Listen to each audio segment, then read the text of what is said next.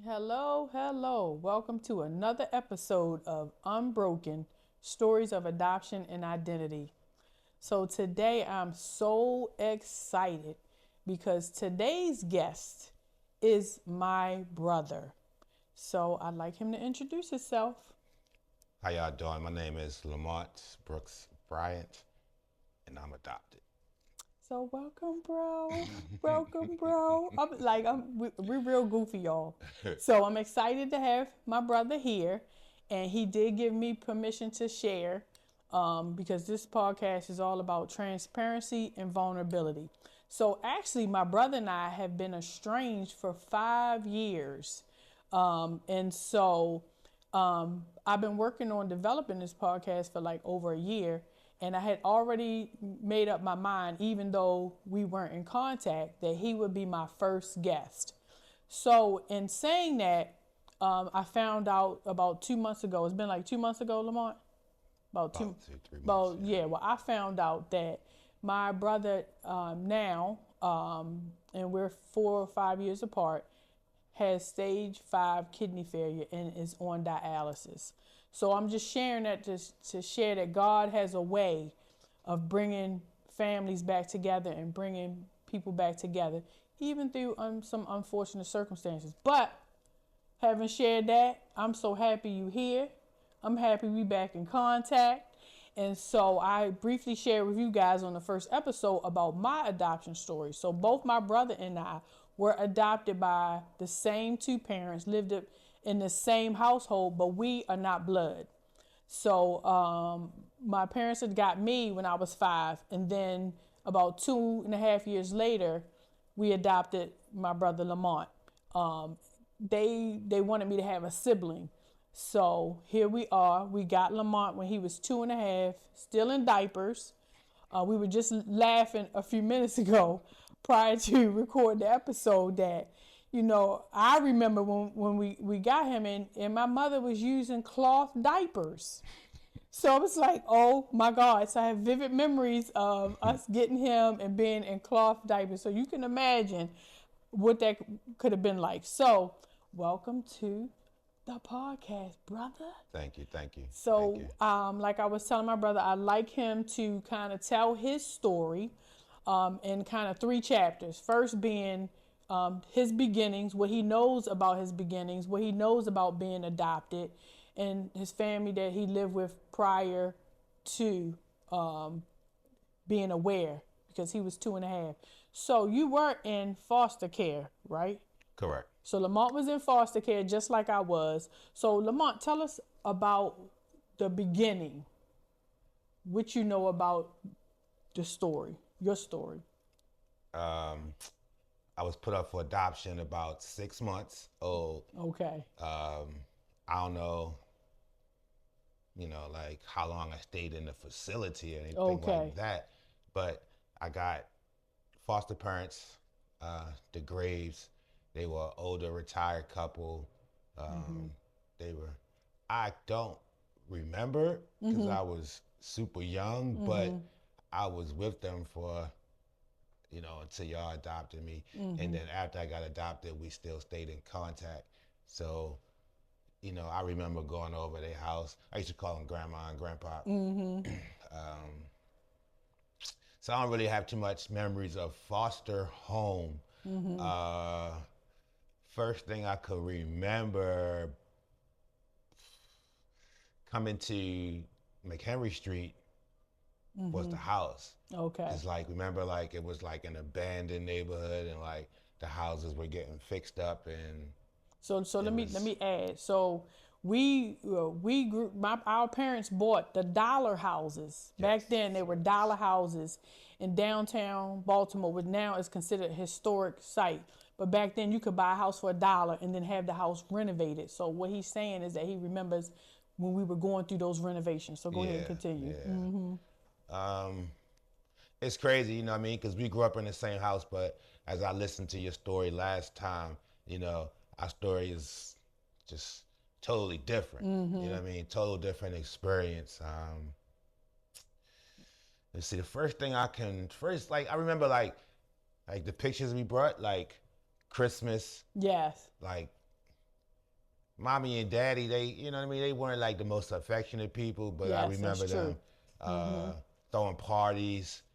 Always the neighbors over there were always like socializing. Yes. You know what I Yep. mean? Yep. Yep. I think that was more mommy though. For real. Yeah, I think daddy that's was true. kind of. I remember daddy used to smoke cigarettes. Uh, Both of them actually smoke cigarettes. Yeah. um, I remember daddy's office, his doctor's office, where he used to work at in Northwood. Going there, I remember the people, Madeline. I remember Madeline. I used to love Madeline. And And Madeline was actually our dad's like nurse in his private practice. He was in private practice for like 23 years in the Northwood community. yeah. So, you know, like as far as being young, it was, I don't really have too many sharp memories. Okay. You know what I mean? Like my memories more beginning around like 5, 6, 7, 8, something Okay, like well, that. share with us a little bit about, what you do remember and, how you kept a relationship with the Graves. The Graves were who had adopted Lamont while he was in foster care. Oh yeah, yeah. Cause I guess cause I was with them since I was so young, and then when I got adopted, the emotional attachment. So you know, Daddy was super cool. You know what I mean? Like he definitely wanted to make sure we had the best experience. Yeah, yeah. So like he didn't change my name. Like my adopted name is Brooks.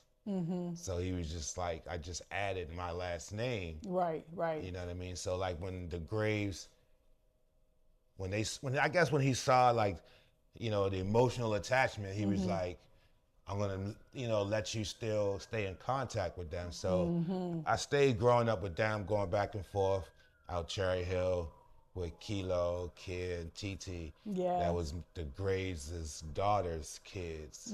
So they became like Our cousins, cousins, my yeah. family. You know what I mean? Let me see. What else?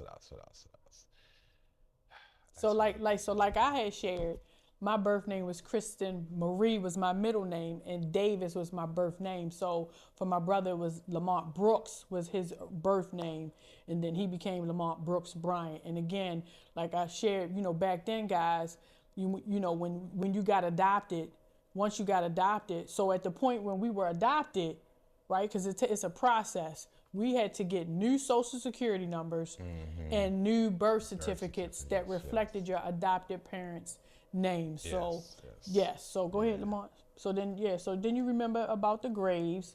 And then, so tell us more memories, like, about share with us about your feelings about being adopted as we grew up in the same household. So like, I don't know, growing up as a kid,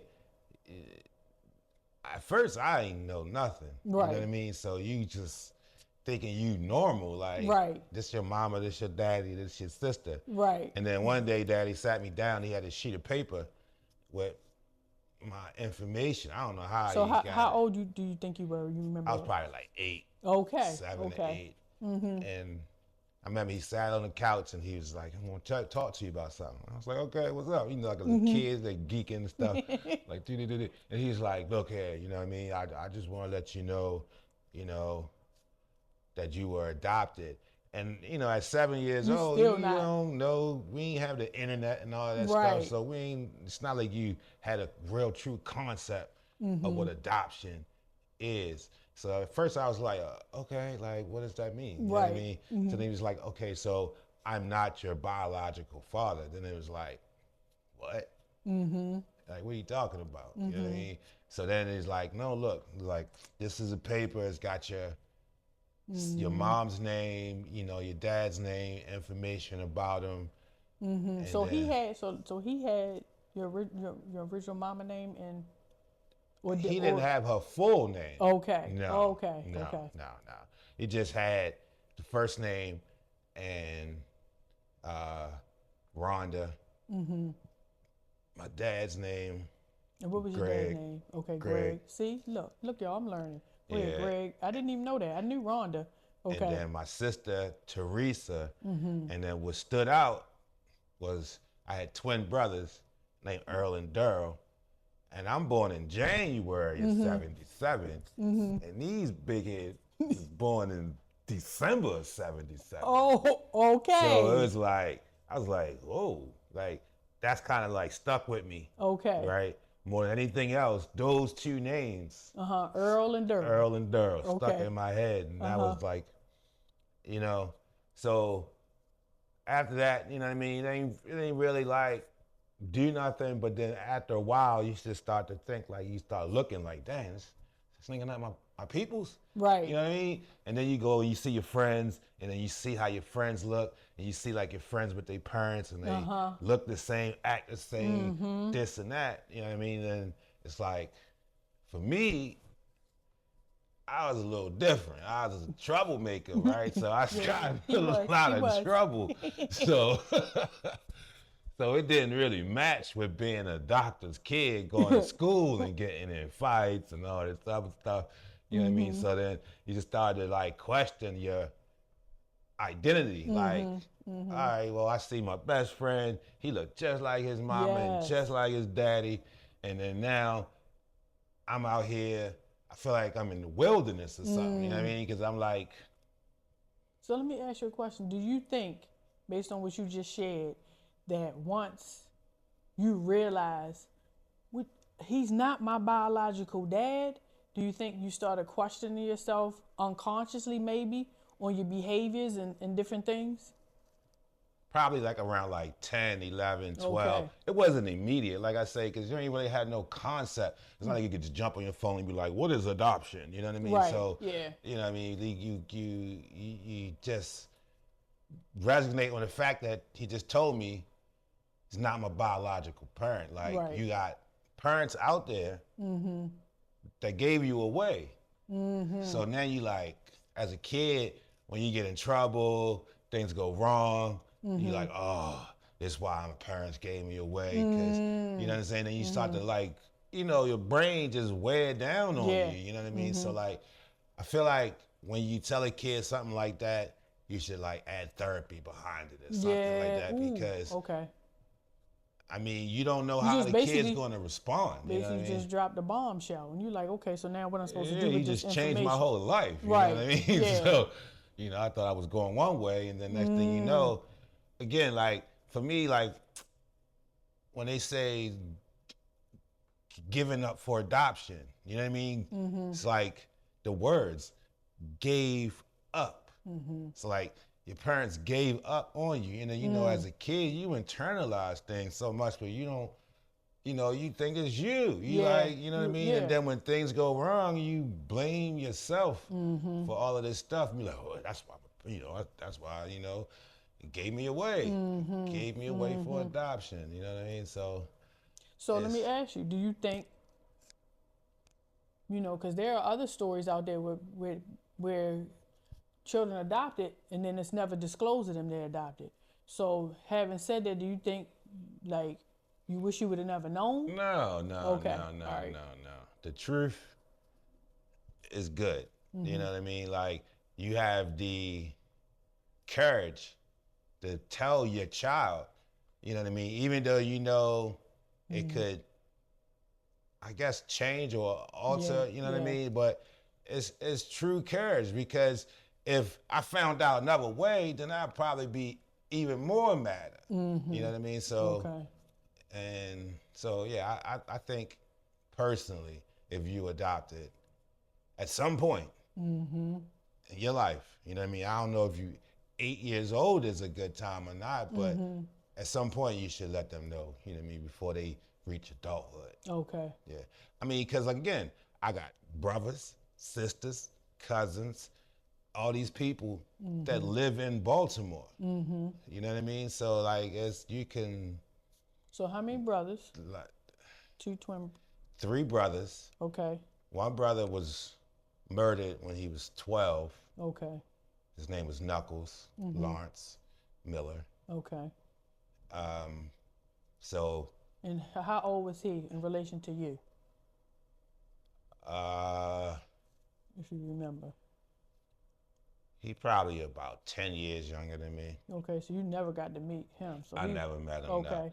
It's crazy, but I remember the story on television, like Oh, wow. watching it. Yeah, because it was Okay. like big news because somebody like killed him with a big gun and he was a little kid. And Okay. so it was like So it was all over the Lawrence Miller. news. Yeah, Okay. it was all over the news. So, you just at home watching the news and then you Yeah. just like, you see something, but you don't, you ain't connect the dots. Right. So When did you learn about Lawrence? this is after I found my family. Okay. So I call Baltimore Smaltimore because it's so small. Okay. Right. So on that piece of paper, when they gave me that paper, it said Earl and Durrell, and told me I was born at Johns Hopkins. Same way you did. You fabricated this story. Yes. Right. Yeah, To like make sense of what's happening. So my carry-on story was, okay, my mother was young. She already had my sister. She was like 2 years older than me. Okay. And then, she's like 2 years old. Then she gets pregnant with me. Okay. Then she had me. And then I guess, mathematically to have 3 kids in 1 year, then you was just getting busy. Right. I guess the doctor's orders or something. You know what I mean? Like, absolutely. Right. Yeah. So once when I,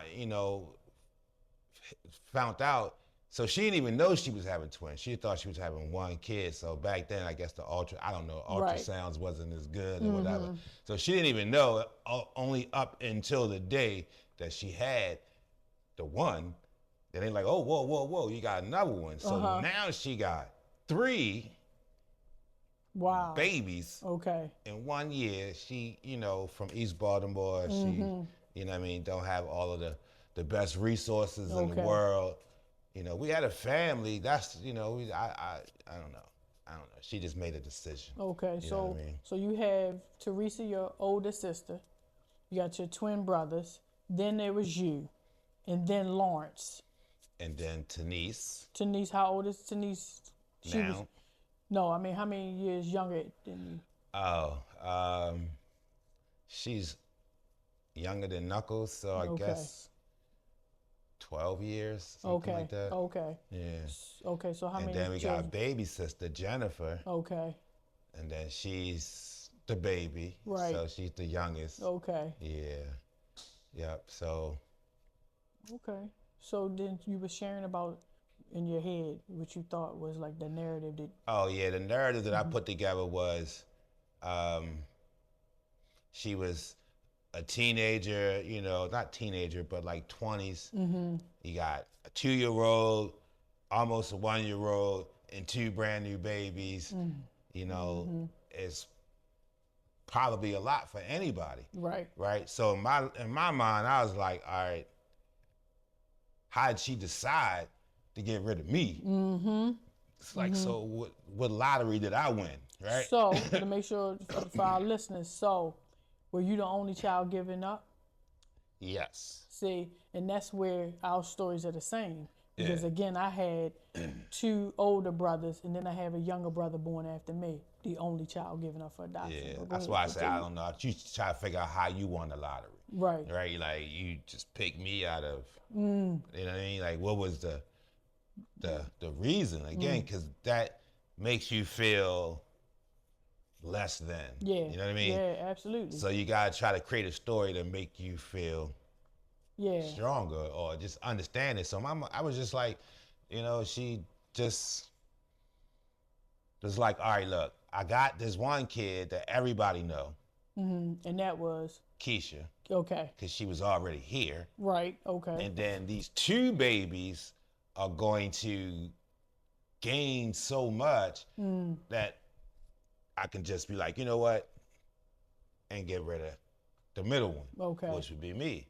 Right. I don't know. That's So kinda how I when felt. did you find all that out? Meaning, when did you learn of your brothers, your other siblings? Like around what age were you?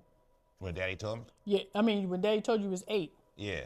but when he told you, did he share about the other siblings at that talk too? Yeah, it was on the paper. Okay, all Yeah, right. but all he right, didn't all know nothing about him. He was just like, you got brothers and sisters out here.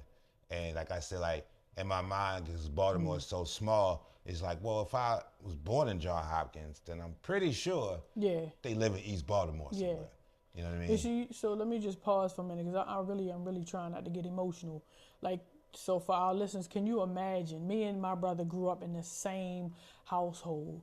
I'm 54 now, and Lamont, you 49. Yes. And I'm now at our age, I'm just now really getting the specifics about your own adoption story. It's like, yeah, I like mean, we because we never ain't never really, really sat down and like chopped it up about it, talked about it, nothing no, like that. I mean, because, I mean, like you said before, like the era that we came from, it was taboo. yeah, It was like I say, like I told you before when we first started, it's like when you told people, when you had the courage or you trusted a person enough to tell them, like, yo, I'm adopted. And be like, nah, boy, you look just like your father. I'd be like, yeah, if you stay around your dog long enough, you're going to look like your dog too, right? Right. So, like, once you get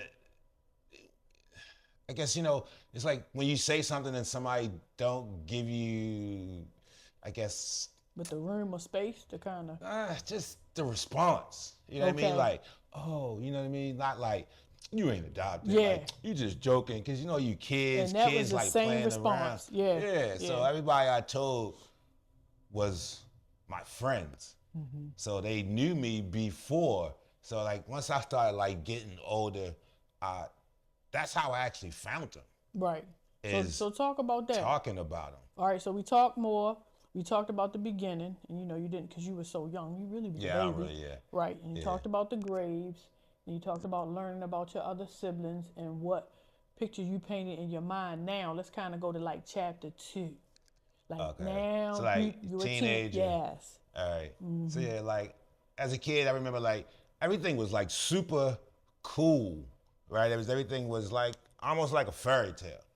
Big Christmases and driving in a Mercedes and your dad's a doctor and you're going to these prestigious schools and stuff like that. So everybody's looking at you like you have a certain level of expectation for one. Like I said, my family was a little different. You know what I mean? So tell us about that. They from East Baltimore, Right. So like if you know East Baltimore, you know what I mean? They so so when I used to get in trouble and get in fights and all this other stuff, they used to always be like, "What's wrong with you? Your dad's a doctor. Like, why do you act like this?" Okay. And I like, I don't know. Right. Like, I don't know. Like, you know what I mean? Like, I don't think as a kid you just choose, I'm just going to go out and I'm just going to get in trouble. No, it's just things happen. So, genetically, I guess, I'm a little rough around the edges. Right. So, from all of the stories that I've gotten, my peoples, my family, they's from East Baltimore down the hill. Anybody know about down the hill? Down the hill, They was official. I guess that's all I can say. You know what I mean? I don't want to get nobody in trouble or nothing like that. Right. But I guess that energy transcended towards into me, right? So, somebody said something, it was just quick animation all the time. So that was one of the things that worried me a lot because as you were not, I was running the streets. Right. No, I wasn't running the streets. Yeah. We downtown at the harbor, you know what I mean? Like if anybody from Baltimore, they know back in the day when it was Easter and stuff like that, Murphy Homes project was up. Like you go downtown, you basically it's crazy. You know what I mean? So like I used to always wonder, like every time you get into an altercation or a fight or anything like that, you'd be like, are these my brothers? You know what I mean? So then that always used to ring in the back of my head. Then when you start dating, Right, right. Then you like, oh, it's this chick, Yeah. my sister. Right, You know right. what I mean? Like, Right. That's real though. because again, it's small, and they were always, always, always like 2 steps away from me the What whole you entire mean? time. Like they were like right around the corner. Okay. Yeah. Okay. So like,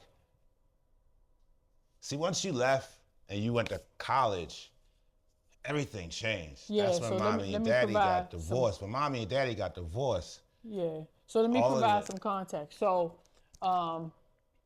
mommy and daddy basically, and I can say this, they put a lot of their time, resources into me. And then when I graduated from City and went to Howard, now I have a younger sibling now that's home by herself. So mommy and daddy never divorced. They just separated. they separated. They separated. Oh yeah, yeah. So then now Lamont's at home. You know, I'm in La La Land having me a ball at college. And now Lamont is at home as the younger sibling, Eighth in grade. the midst of the parents are separated. Eighth grade. Eighth So grade. yeah, Pick up. so like, yeah, that's kind of like the beginning of the downfall, and like when life got real.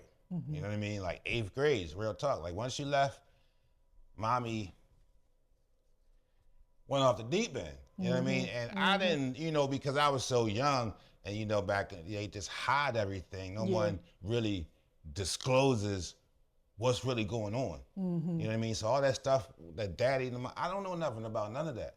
All I know is my sister left, my dad left, and then some random nigga moved in the house. You know what I mean? And now he over here like talking to me like he my friend. So our dad separated and moved into another house, actually apartment, and our mother stayed in the house that we had grew up in, which was the dollar homes that we were sharing with you guys previously. But like I don't know, probably it felt like less than a month after daddy moved out, dude was in there.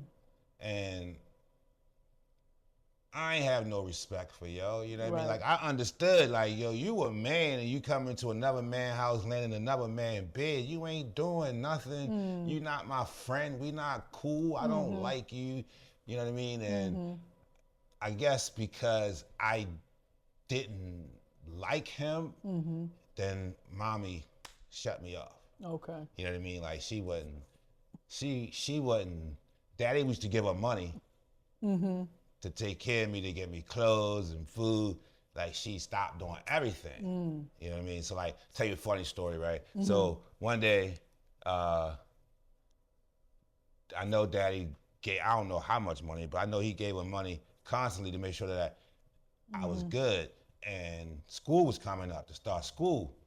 So I was like, Ma, I need some school clothes. Can I get some money? And she's like, I ain't giving you shit. And I was like, oh, all right, okay, all right. You know what I mean? And then I was like, boom, American Express. Go get that. Okay. Okay. Yeah, because I'm like, in my mind, I ain't stealing nothing. I'm like, I'm taking what my father's already giving you, what you refused to give me, so you want me to go to school looking crazy. You know, back in the day, you couldn't go to school. No, you really couldn't. Because now Right. you're talking about, now we're talking about almost 9th grade high school, right? Or is this 8th Yeah, grade? yeah.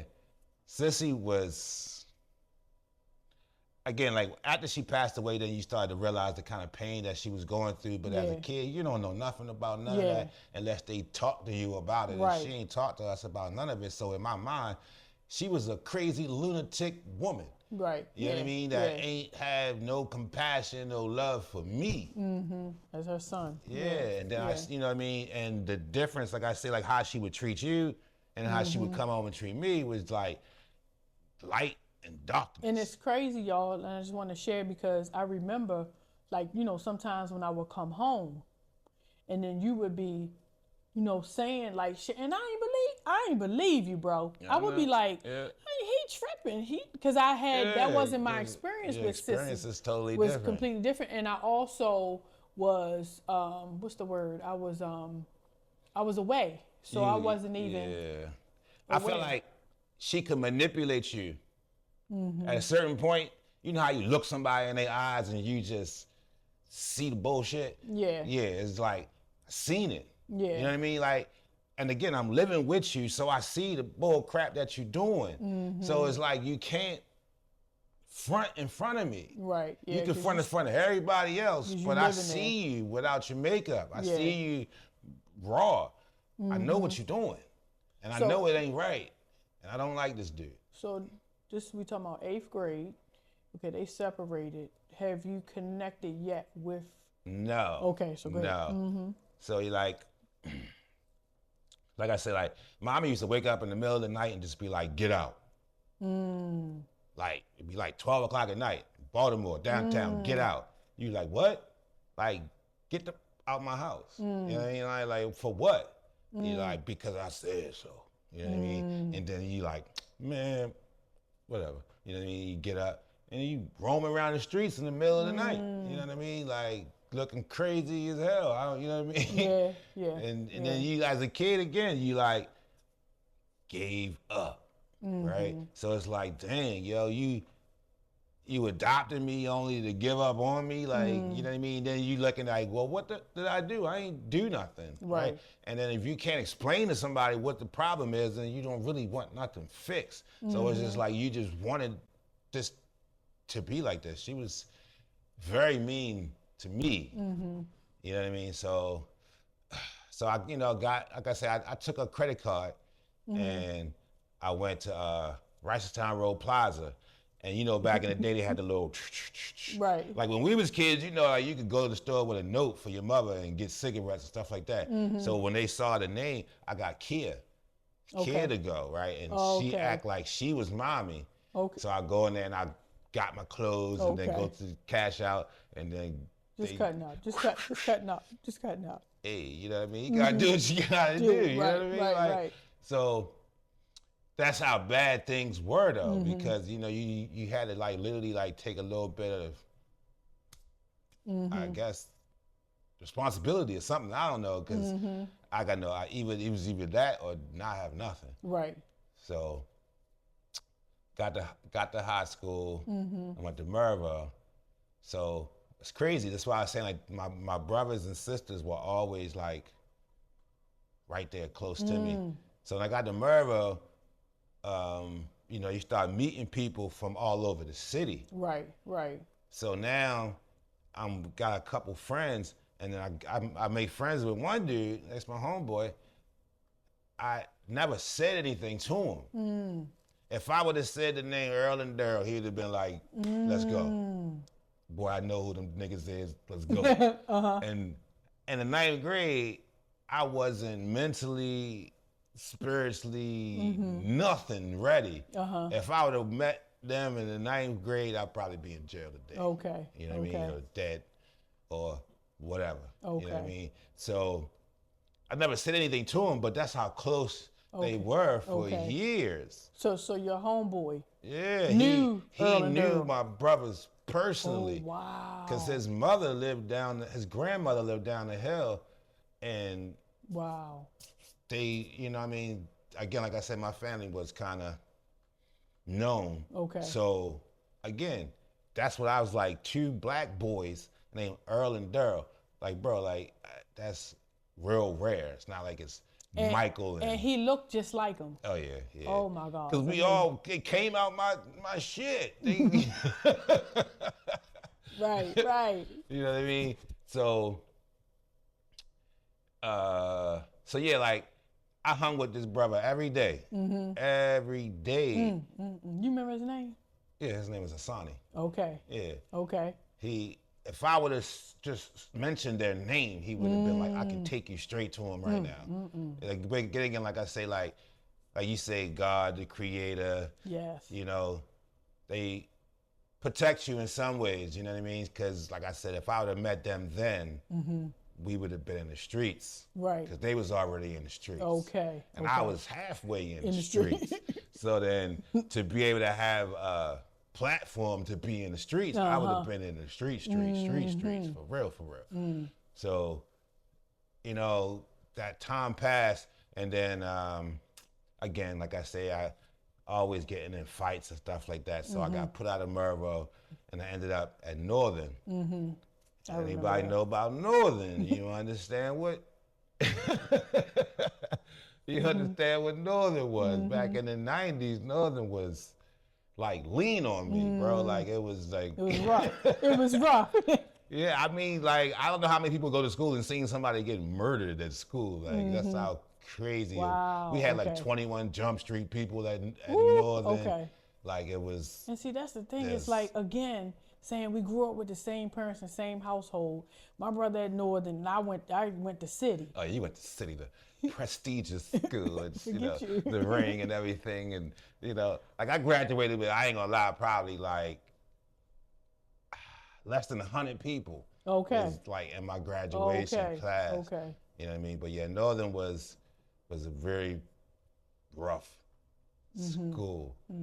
But I met this girl named Hope. So me and Hope got cool. We smoke all the time, you know, da, da, da, da. So then, like, I just opened up to her one day. Okay. And I was just like, yo, you know, yo, I got these brothers and da da, you know, I'm adopted.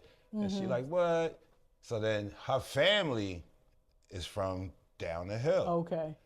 So maybe like, I don't know, 3-4 years later after meeting Hope, she living on Glover Street, and she's braiding somebody's hair, and then they start talking about Earl and Durrell. And then she like, you know, Hope like, what? Wow. So then she's like, where Earl and Durrell live at?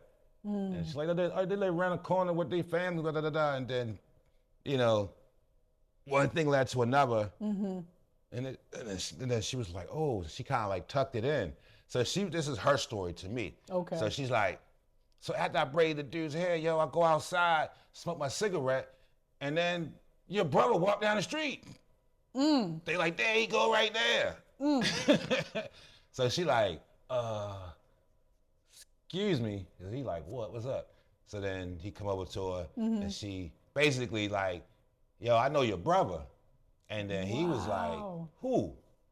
And she was like, Lamont. And he was like, you know, Lamont, like, yo, I've been looking for you for all these years. Wow. So what happened was my grandparents and everybody was mad at my mother for giving me away. Okay. So they wanted to retrieve me. Okay. So they putting all of this energy. This is after I'm adopted. I'm already living with y'all. Okay. So they trying to retrieve me. So they They told. trying to retrieve you like the Graves. No. No, they're trying to get me back into the family. Okay, so your mother. My grandmother and grandfather, not my. On your maternal mother's side. Yeah, okay. my mother's Got you. parents Okay. trying to get me back, and they calling the social workers and everybody, and they was pressing. Okay. So this I don't know why the social worker told them this, but they told her that I moved to North Carolina and I died. Like I died trying to walk back to Baltimore. Okay. I don't know. Okay. But for all of these years, they thought I was dead. Oh, wow. You know what I mean? So then when they found out I was alive, then it was like, what? So, you know, they obviously already knew about me, you know what I mean? So I guess it wasn't like a huge secret, like how yours was kind of like a secret. Yeah. Like it wasn't a secret. So they told him that I passed away. And then he like, yo, you know, I want to, you know, meet up with him. So then. So let me make sure I'm following. So, one of the twins was Durrell, I believe it was Durrell. I don't know, yeah. Now he know you alive. Yeah. And now, so go ahead from there. So, you know, this is back in the day before all of this other stuff. So, you know, you get the phone number, and then I call him, and he's like, all right, cool, we're going to link up. We're going to meet. Come meet me. Now, did you tell Daddy? Daddy was already gone. Oh, Daddy he was already passed away. Oh, yeah. Okay, yeah, right. already Okay, so passed go away. ahead. Yeah. So we lost our dad. I was 25, and then you was 20. I was 18. 18. Okay. Yeah. So go ahead. That, we didn't even get to that. That was. Okay. But, So like I say, like, you know, you make the call. They was, yeah. So they like, all right, come meet me. I'm like, all right, well, where y'all at? You know what I mean? Like, Bill and Milton. So if you know anything about East Baltimore, you like, again, like I said, you like Biddle and Milton. Like, Okay. that's the jungle. Biddle And Milton. Milton. Okay. Back in the day, that was the jungle. You know what I mean? You like, what? Like, you mean come up there? Like, ugh. Like, Lord have mercy, right? So, you suck your shit up, you go out there. Did you go by yourself? No, Hope went with me. Okay. So they're like, yo, like, come at nighttime. Like, nighttime? Come on, bro. Like, y'all tripping. So I remember me and Hope walking up the hill. And it's just like, again, like, it's one of those corners when me and Mama used to ride around sometimes. She'd be like, you don't never want to get caught around here. Okay. That's one of them areas, right? Okay. Like, don't, like, drive through a red light, like, type shit. You know what I mean? So you walking up the hill, it's like 100 niggas outside. It's nighttime. It's just everything going on. Okay. So then you like walking up the hill. I'm like, how the fuck I'm gonna find these niggas, Right. I don't think we had cell phones for real back then. Yeah. So I'm like walking up the hill, and then he's like, your eyeballs start scanning, like, and then next thing I know, I look, and our eyes just locked, and I was like, that's them niggas right there. They looked at me. We look at each other, and you like, hey, yo, what's up, yo? Like, stop. Tap each other up, like, yo, like, dang. They look each other up and down, like, yo, what? Like, you look just like me and shit, right? Like, yo, oh my God. Yo, so that shit was crazy. Then the day that I met him was my mother's birthday. Okay. So she was living across the street. So then we, walk across the street, and I always said, they like, who you think you look like? Nigga, my mother. Nigga, my mother. I guarantee you look like my mother. Showed up. So then when she came out the door, I was like, showed up, nigga. You look just like my mother, like. So tell us how you felt, okay? Now you locked eyes with your brothers, but now they taking you to your mom. Like. I mean, you was like nervous and excited, and you just, I mean, I didn't have no anger. Like, I wasn't mad. So it wasn't nothing to overcome. You know what I mean? So it's how you gotta be like, why you do this? That none of that shit mattered at that point. You know what I mean? It was just like, yo. And then she came out the house and shit, and I was like, dang, look at my mom's, yo. Like, and it was just, it was crazy. It was crazy. Like I say, it was her birthday. So then we sat there for a little while, talking, and then my sister Teresa lived right down the street. Okay. She lived on Rose and Ashland. So you just meeting everybody the same night. Yeah. Wow. And again, if you know about East Baltimore, you know about Rose and Ashland. You done said that about 5 times. Cause yo, you know what I mean? Like I'm coming from South Baltimore, you know what I mean? Bury Circle. Where we grew up. So, it was no real crime where we lived at. Wasn't none of the things. I mean, like when you walked outside and you went around, like we used to get in little skirmishes with the little kids around Washington Boulevard and stuff like that, but it was nothing. Right. Like East Baltimore. Right. Nothing. Right. You know what I'm saying? So when you get down that joint, it's just like, boom, you go in our house, it's just a whole bunch of niggas in the house smoking and it's like a movie or something, you know what I mean? You like, damn, you see your sister and shit, and you got all your cousins in there, then they like calling people, and they say, like it was all night long. Like a family reunion. It was like all night long, like we partied all night long that night. And I met as many people as I could meet that one night. They like, Lamont back, club boy coming out here. Next thing you know, everybody just coming to our house, bringing food and drinks and smoke, and we just kind of just had a family reunion that night, So that was very memorable. It was a great night. Yeah. Now, did you meet your dad that night, or? You recall? You remember? No. And then you how old again? At this point? Yeah. I was probably like 23. Okay. Maybe. I don't know. Around that age, right? Yeah. I don't know, like. But yeah, my biological father, he was locked up. Okay. And I think from all the stories I got, like, him and my mother's relationship was like one of those off and on the side. You my Okay. side chick, you my side nigga type of shit. Okay. So like I think like my mother was dealing with somebody else and they kind of split off for a moment. Okay. So then she was more. My dad was more like a get back more than anything else. Oh, okay. Okay. You know what I mean? So they was never Together. Really. together Okay. at no point. Nah. Actually, they said my grandfather beat him up, bust him over the head with the pistol. Okay. Because he came to my house, came to my granddad's house and was like, called him a punk or something, disrespected him through his house. And they was like, my granddad was a gangster. Okay. So they like, that nigga stayed with a gun and he didn't get shit. So he said, that nigga screamed through his window. He said, granddaddy hopped up out his chair, chased that nigga down, beat him with the gun. So they like, he ain't really come back around after that. You know what I mean?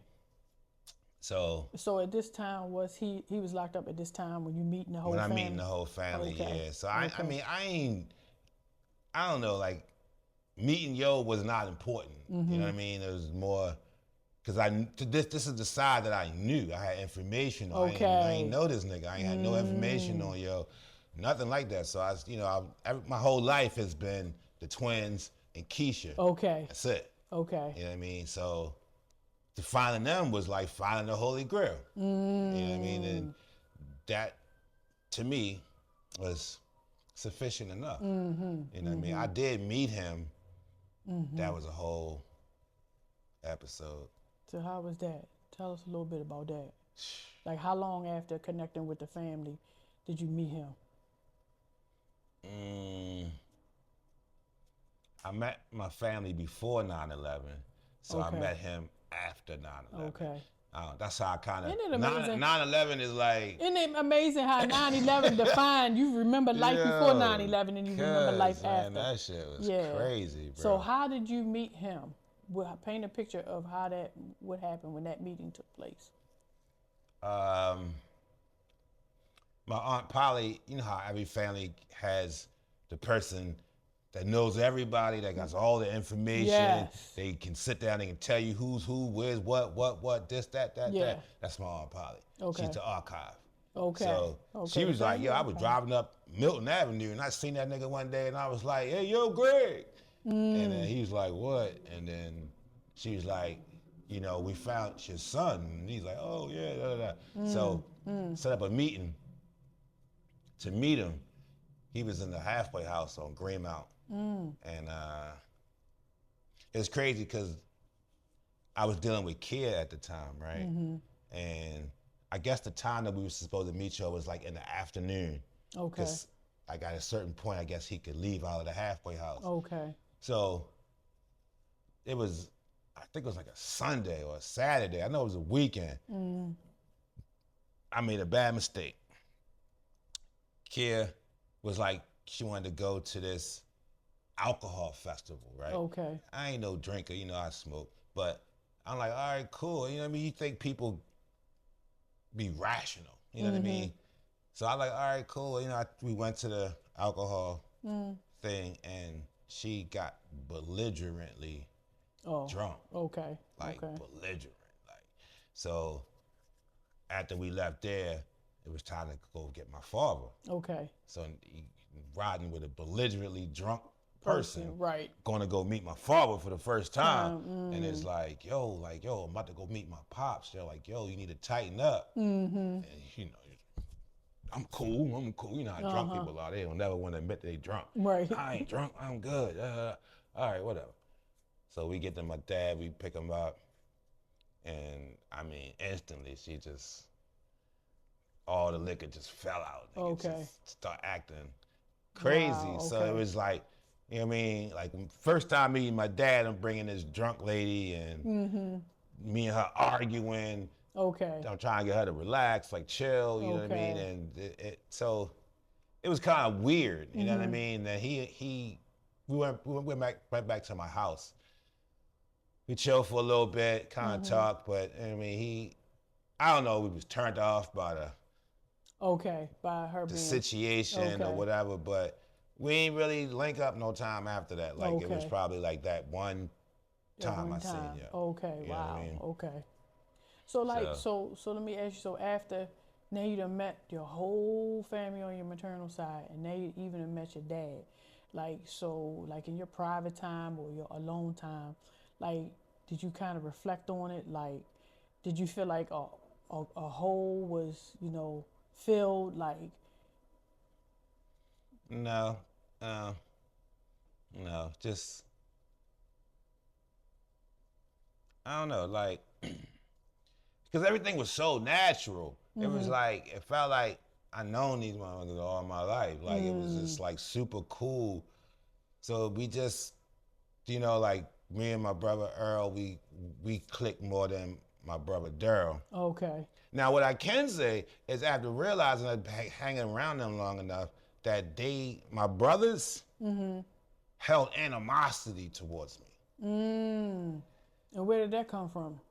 Because the life they had to deal with, in their mind, they created a story. Okay.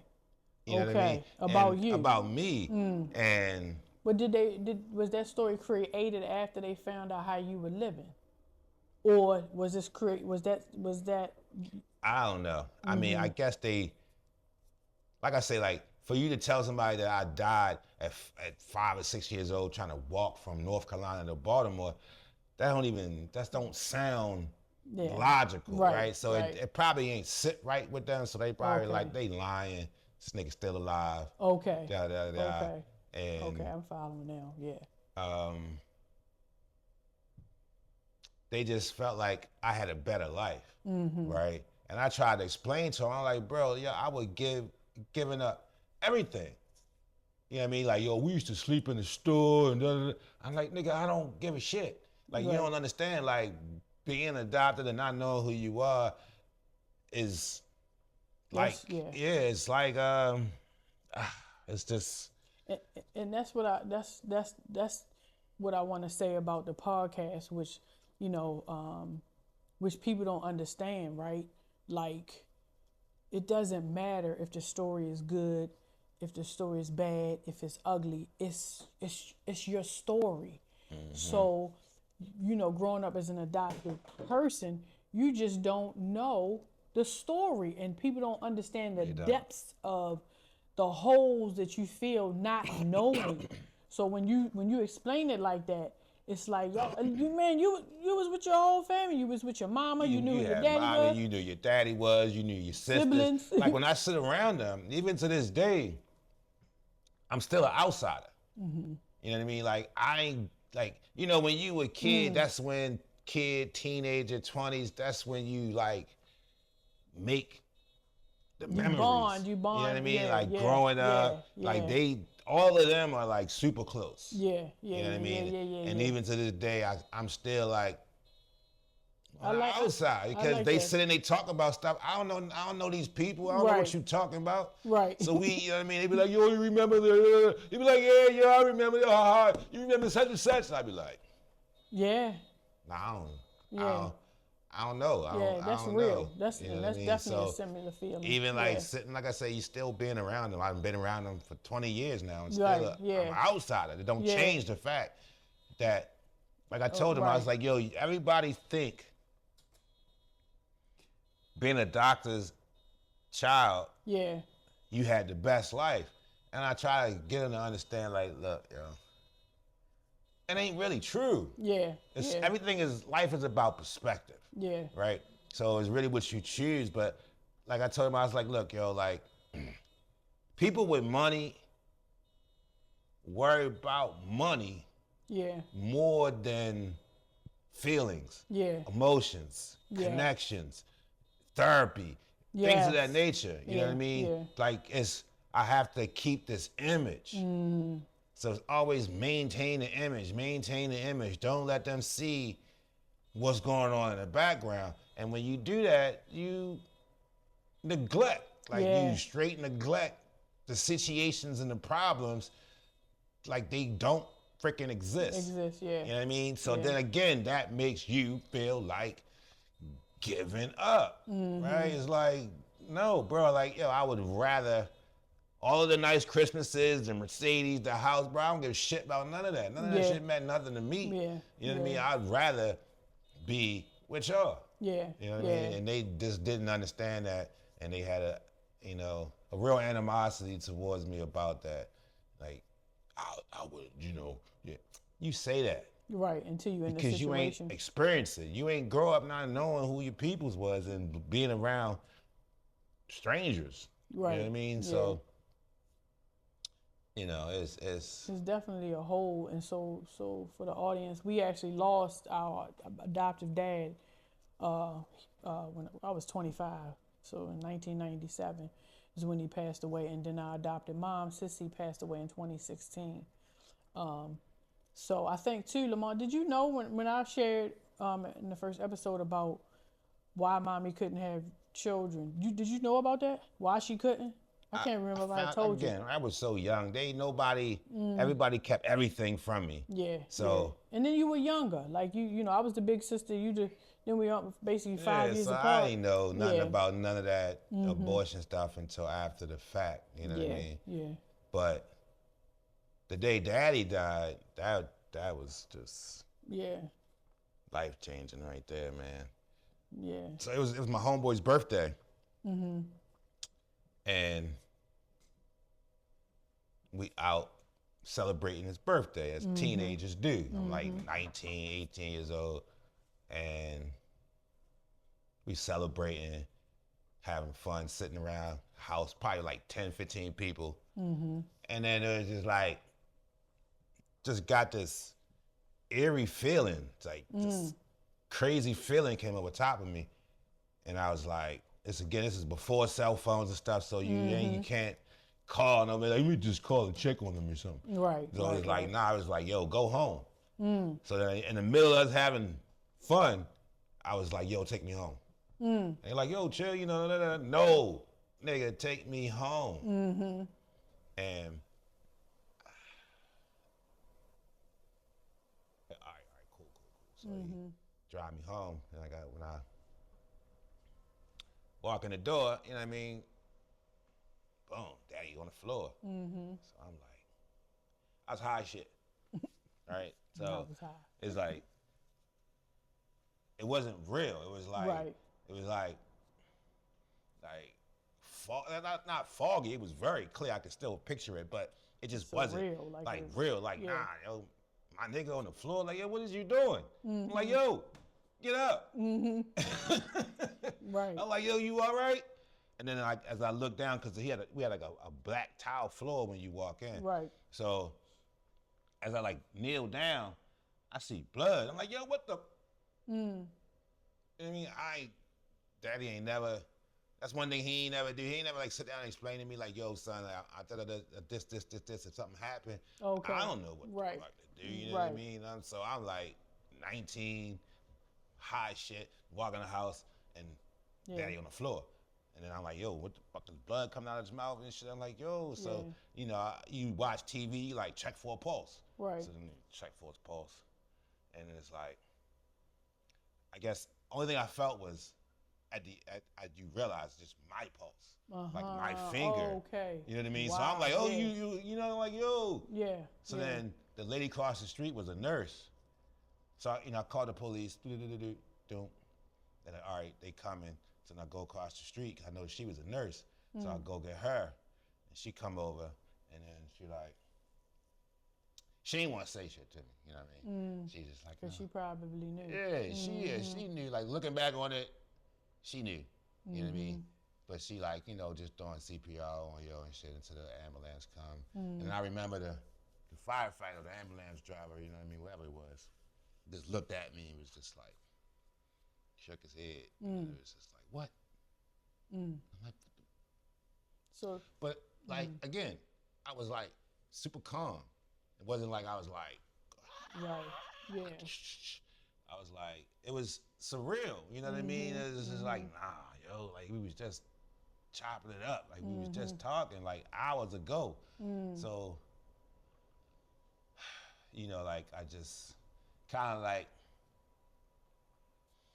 ain't really, I don't know, I guess ain't really process it for real until the funeral. But so like, let me interject. So in Lamont sharing his story, you know, he talked about his journey of finding about being adopted, and now he finds our adoptive dad dead. So let me just share. Not only was Lamont living with our dad, but he worked for our dad. Oh yeah. So now you find our dad dead. Yeah. So I lost everything that night. That was the night you became a man. Yeah. Life was like right in your lip. You're like, oh shit. Like I gotta tighten up. Like I ain't know how to change tires. Like daddy ain't prepared me for a lot of stuff, right? You know what I mean? Like he showed me what being a good man was, but he ain't really like sit me down and like, all right, son, look, this is the facts of life. This is what you need to worry about. I ain't know shit. Right. You know nothing. I just knew that my father is dead and I don't know nothing. Yeah. You know what I mean? And I had nothing at that point. You know I mean, because that's significant to find your parent passed, dead, so, and then you live with them and work with them. So now you done lost your housing, you done lost your parent, and you done lost your income. So I remember that was a really dark time. Yeah, so can you imagine, as we share with the audience, can you imagine like now, what you knew of how your life was now that's stripped. Then you stripped of that. Yeah. I mean, you that's why they say be thankful for the day and the things that you got, because you ain't never gonna know. Tomorrow you can wake up and all that shit is not gone. Promised, yeah. You know what I mean? Like everything that you knew as what life is can be taken from you very quickly. Yeah. You know what I mean? By mistake or on purpose. So just need to be thankful. Yeah. You know what I mean? And definitely thankful. I miss yo like a motherfucker, you know what I mean? Like that was my dude, yo. Like that was my man, and I was like, a daddy's girl, so yeah. That was a hard moment, but got through that. You know what I mean? Anything else you wanna like share about some epiphanies you had about being adopted? What are the lessons you learned about your own identity that you could share with the audience? Like, Lessons. After meeting my mother and my family, learning why I was the way I was, why filling in them holes, filling in the gaps. That was probably the biggest thing. Is the most, it was like those questions of why I act like this, those why I look like this, questions. who I look like, and this and this and this and this and this and this and that and that. Like, all those were answered. I mean, it filled me up for a moment, you know what I mean? And then life, life is just life. Life don't, and nowadays society, they just like ripping teeth out you. It's just, it's crazy. So, everything kind of comes full And it's circle. amazing too, because I remember when you wanted to introduce me to Rhonda. And I don't know if you remember my reaction. And you took me to where she was, and you introduced her to me. Man, when I tell you I could not stop crying, because it was like okay, a part of me, I remember a part of me had a little bit of jealousy, because I knew my mother was dead. I never was gonna meet her, because she died when I was 14. So and then now me and you growing up together, and I'm like, I cried because I was so happy because you got to meet who birthed you. Yeah. Right? Yeah. And then I was happy for you, but then there was a sadness I had internally. I know I never shared that. Where I was like, dang, at least he got to meet her. He know what she looked like.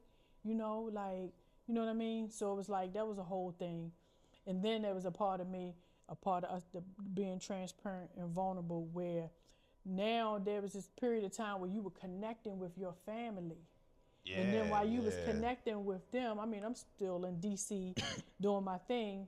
You started really spending time with them. And then I also had bouts of jealousy, because I'm just like, wait a minute, you forgot about me, bro? Like, we grew up together. Like, bump them. You ain't grew up with them. You was in like, D.C., yo. You was living the life. You was But chilling. I was still, I felt like, I shouldn't say tension, but then it was distance, because now you developing a relationship with them. And of course, I moved in with her. She, my mother was addicted to drugs, But she always made shit happen. You know what I mean? Like when I first met her, she was living in like a room. And like, I ain't even gonna lie to you, right? Like the house on Rose Street, I don't know how she got it. I don't know. She found somebody who mother passed away and the dude wasn't living there, but it was like abandoned. You know what I mean? So it was like all kinds of shit in there and everything. It ain't had no electricity and nothing. And then she's like, I'm gonna fix this I up. think that's where you took me. So, you know, coming from McHenry Street, I'm like, you gonna fix this up? I'm like, lady, you lost your mind. What is you talking about? Like, this need to be gutted out, need to be rebuilt. You need drywall here, you need this here. Nah, man, you know what I mean? Like, this is when I realized the love, I'm gonna say this in quotation, poor people against rich people, right? Like, yo, she like took an abandoned house and cleaned that joint out and made that joint home. Like you come home, like bed, furniture. Like I don't know how she did it. Right. She ain't had no job, she ain't had no money, nothing like that. You know what I mean? But she figured a way out to make room for me to come back and stay with her. You know what I mean? That made me feel good. Like, yo, like, Jody, love you. Yo, like, you know what I mean? You like that. Yeah. So she turned the house turned an abandonmenium into a home. You know what I mean? That a nigga from bougie ass Bury Circle was cool with coming. You know what I mean? I mean everything. It wasn't like pristine. Don't get me wrong. You know, it was still an abandoned house. It was still falling apart. But you was safe. It was comfortable. You had water. You had heat. You had no AC and like that. But you know what I mean? Like you was, you know, shelter. And then that was the beginning of outside. Okay. Because now I'm on Rose Street. Okay. So you out there, you in the hood. Yeah, in the hood, on Rose. And, you know, yeah. But all of that, you know, was not destined for me. It wasn't my destiny. Right. Because, again, I was educated, so I understood that this is not sustainable. Like, you're not going to do this for the next 20, 30 years, bro. You know what I mean? You're going to end up in jail or in the grave. So, right. Yeah, right. You know right. what I mean? I worked my way out of there because it was crazy. But, I mean, for the most part, you know, being adopted is an experience. You know what I mean? Like, it's just, if you don't know, you don't know. So your life is just what your life is, and you believe you are who you are. But the day that somebody tell you, I ain't your real parents, that's the day where the experience begins.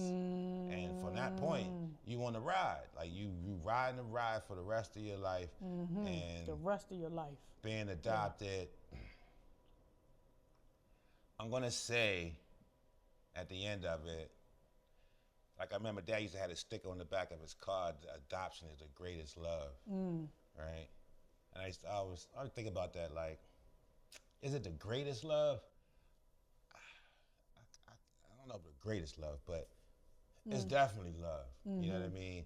If you get, and then if you're lucky, because, you know, people get adopted and they end up in some real bad situations. With people that only got you for the money. Right. And they don't really care about you or how you feel or anything like that. So I, you know what I mean? I felt like I was lucky. I was lucky. Had somebody watching out for me to make sure that Daddy got me. You know what I mean? Because I could have ended up anywhere. Like some of the people that I've known that been adopted or went into foster homes, more foster homes than being adopted, but foster homes, it depends. A lot of bad things happen in foster homes. My brothers and sisters were in foster homes, but they got put in foster homes so late, like age-wise. Okay. They already knew where they lived at. Right. They already and knew. They were smart enough to get and break out and go home. So every time they put them in a foster home, they would break out and come back. Okay. To the point where they was like, we don't even want these kids no more. These They don't want to kids. stay. Yeah. Yeah, but it's definitely an experience.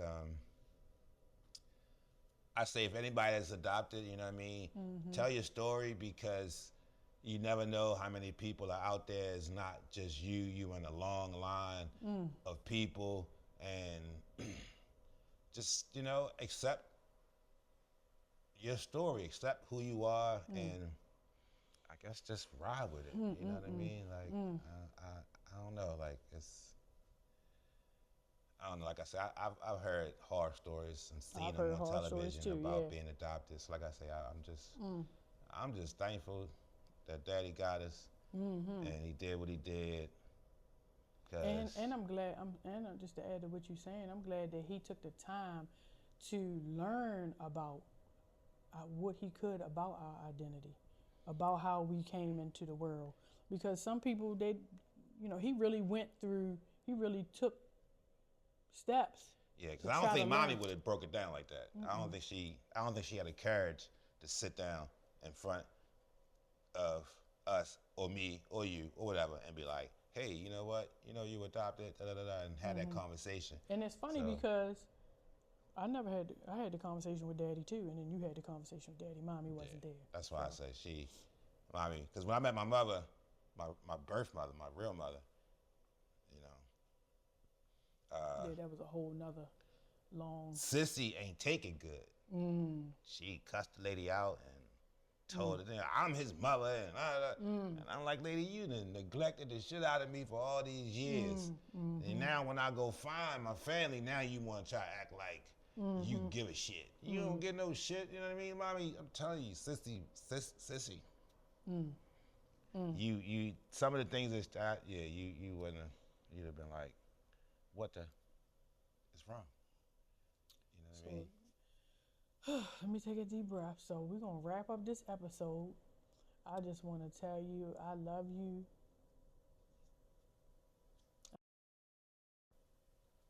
Coming to share your story.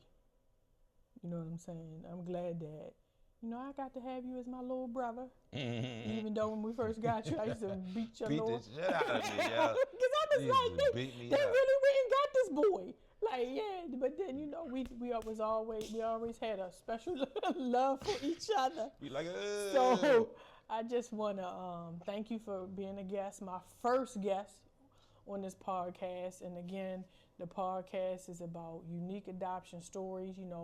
My brother and I are both having completely different stories and living under the same roof, being raised by the same two parents.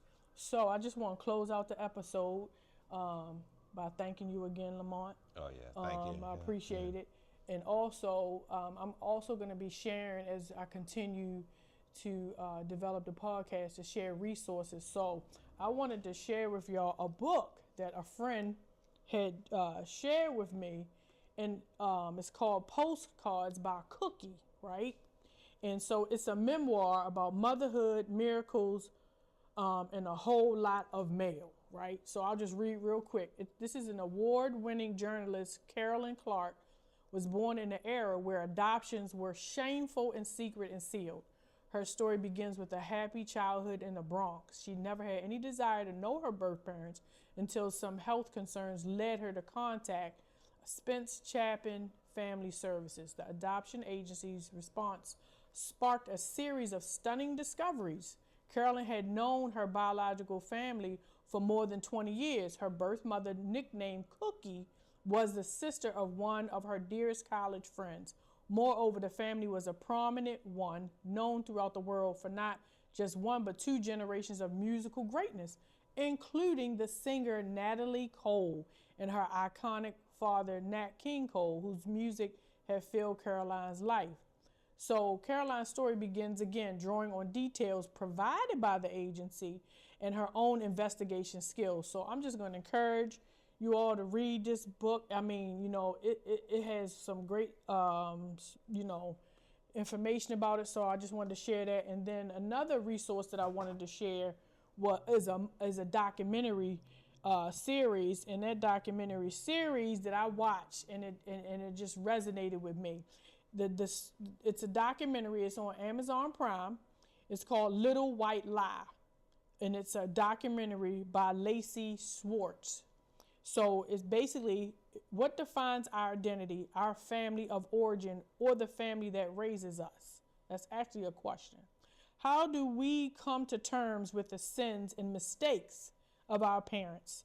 Lacey Schwartz discovers that answering those questions means understanding her parents' own stories as well as her own. She pieces together her family history and the story of her dual identity using home videos.